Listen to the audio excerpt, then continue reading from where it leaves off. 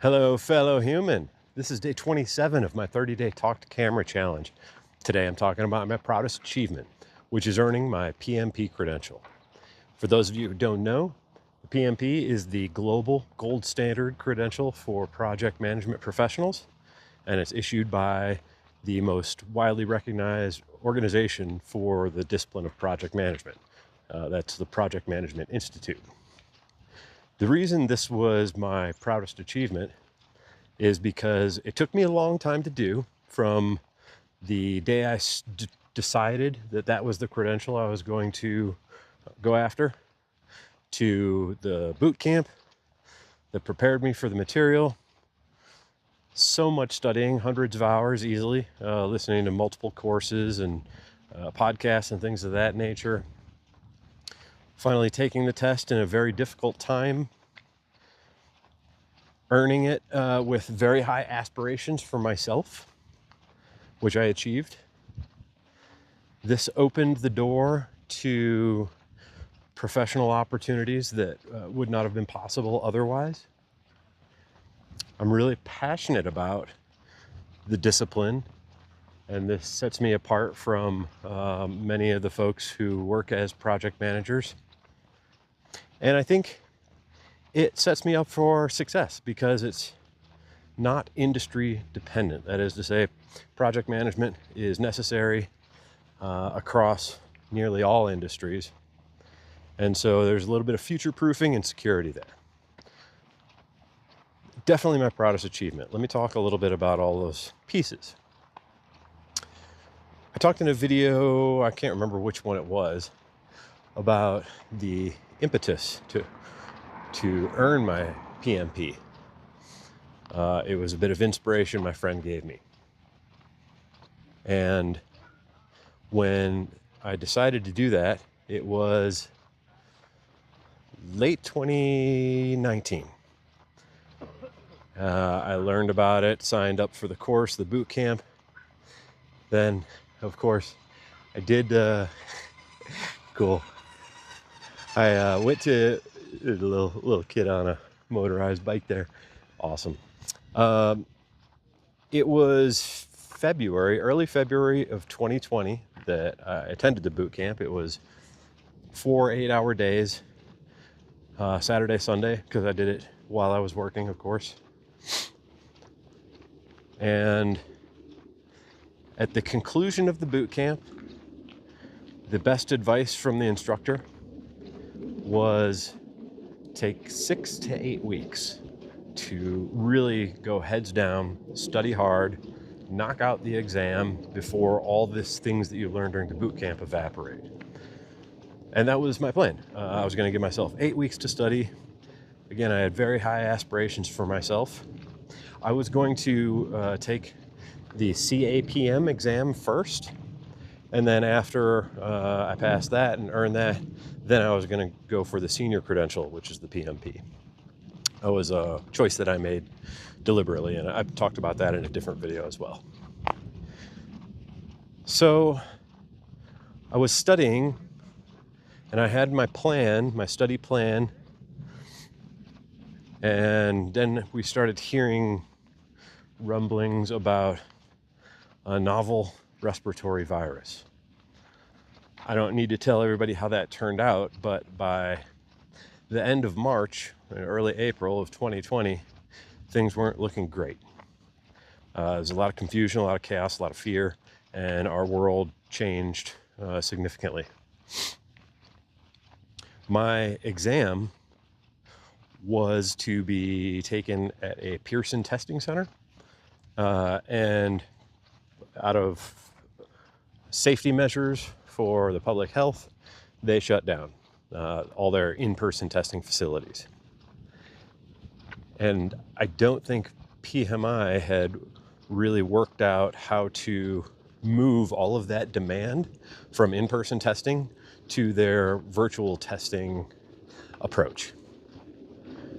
So not only was this a very difficult time culturally, it was, a personal kind of phobia of mine, a pandemic coming to fruition that could impact everybody. Hello. Um, so it was tough to study. The future wasn't certain. It was hard to focus.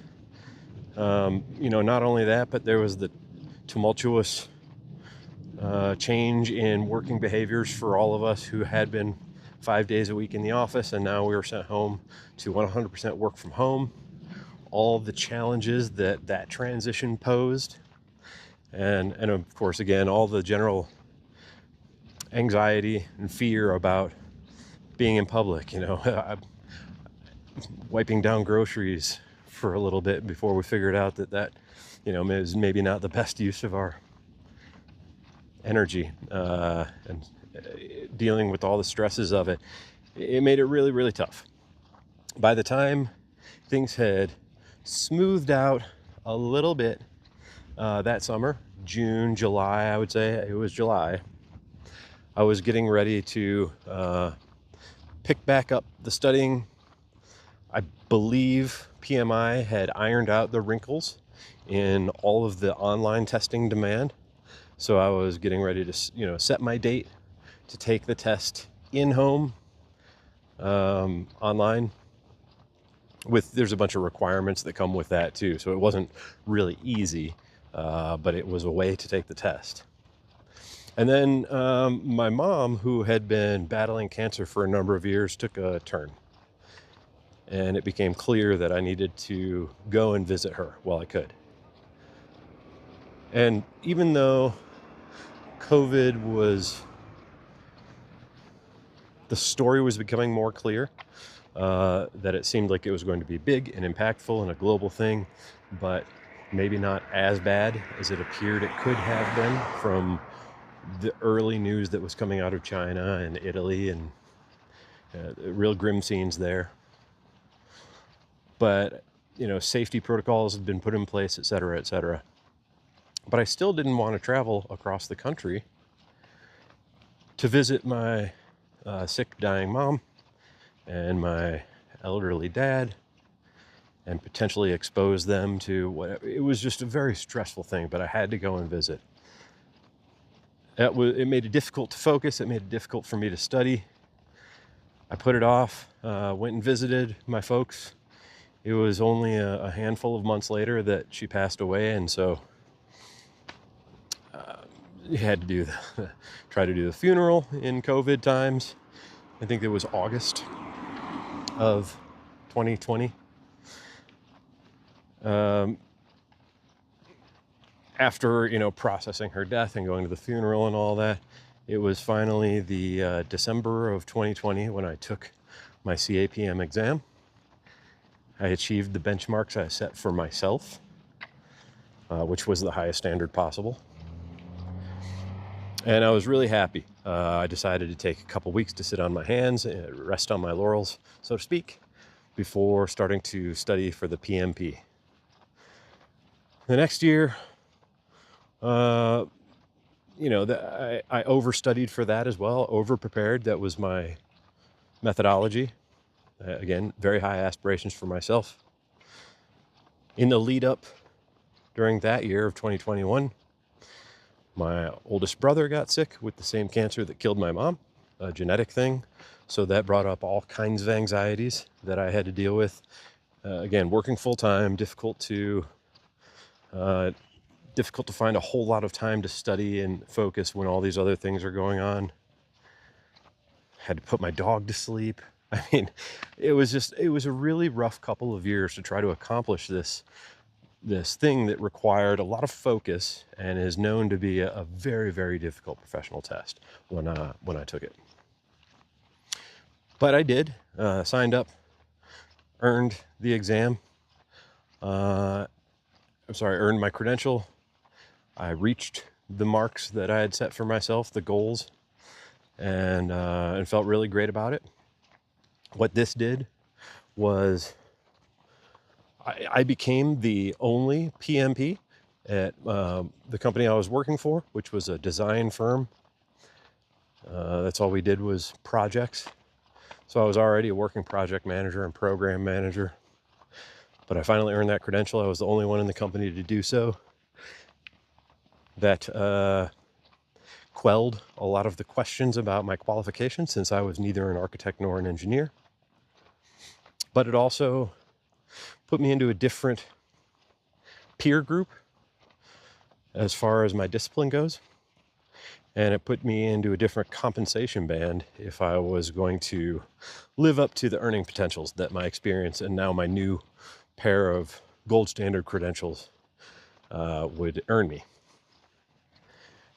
It also allowed me to make a decided effort, a focused effort, to try to work for a company with one of my project management heroes. Truncating that story, the short version is I got the job I was looking for. I got to work with this particular gentleman, and I learned a ton from him. Continue to do so, as a matter of fact. And not work with him, but learn from him, of course. It put me into the compensation band that I thought I deserved. It allowed me to do a lot of other things in my personal life. And then now that I'm not working, I'm about to go walk my Camino. And when I come back, I'm ready to start talking to people about what I do next. I still think it's probably going to be in project management, program management, or PM consulting of some kind, maybe working for a PMO or something like that.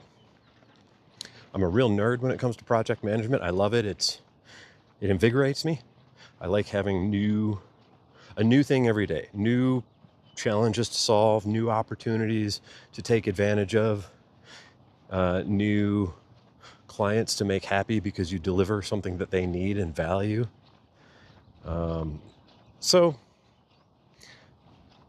then the last thing, of course, is while I'm stepping into those conversations about what happens next, I'm not limited by industry. Again, project management as a discipline transcends industry.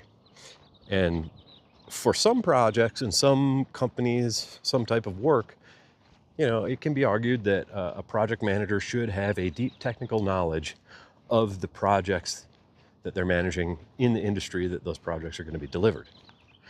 But it can also be argued that as long as there are subject matter experts on a project team that have that deep technical knowledge, then it may benefit a project or an organization to have a PM that does not have that deep technical knowledge. You see the landscape from a broader perspective. You maybe don't get invested in typical solutions for that industry or that project type. You get to ask questions that others may make assumptions on, and that may save an aspect of your project. So, having a little bit of knowledge certainly is good. Enough to know that you're being BS'd is what I like to say. But not being so capable in an industry that you can get dragged down into task work or technical discussions, things of that nature.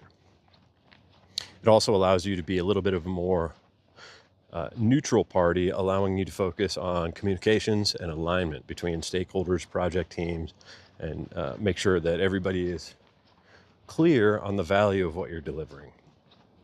So, all in all, I think without hesitation, my proudest achievement is earning that PMP credential. It really has changed my life in so many ways. And there's not much else to say about it. That's day 27.